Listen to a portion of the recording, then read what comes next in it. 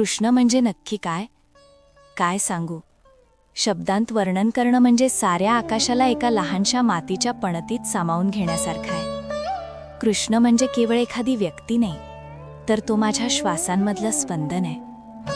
माझा कृष्ण. तो बासरीच्या सुरातला नाद आहे. जेव्हा तो बासरी वाजवतो तेव्हा मला स्वतःचं अस्तित्व हरवल्यासारखं वाटतं.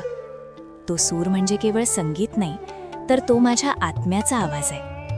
तो कानी पडला की जगाचं भान हरपतं आणि फक्त मी आणि तो उरतो. तो यमुनेच्या लहरींसारखा आहे. यमुनेचं पाणी जसं शांत वाहतं तसाच तो माझ्या मनात वाहतोय, कधी शांत तर कधी खळाळता. तो यमुनेच्या काठावरचा गारवा आहे जो माझ्या काळजाला शांत करतो. तो मेघश्याम रंगाचं माझं आकाश आहे. तो ढगांसारखा गडद आहे, पण त्याने माझ्या आयुष्यात प्रेमाचे 7 रंग भरले आहेत.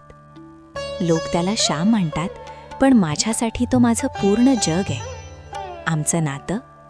लोक म्हणतात कृष्ण सोडून गेला, पण खरं तर तो कधी सोडून गेलाच नाही.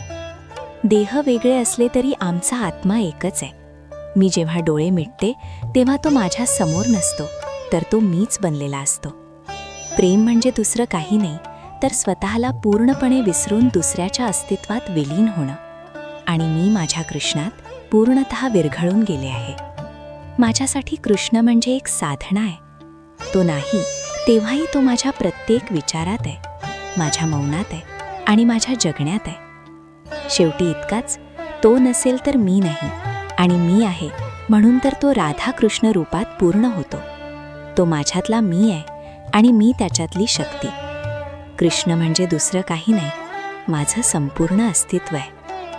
मी राधिका. लाईक करा, शेअर करा. आमचे नवनवीन व्हिडिओ पाहण्यासाठी सबस्क्राईब करा आणि बेल आयकॉनवर क्लिक करा.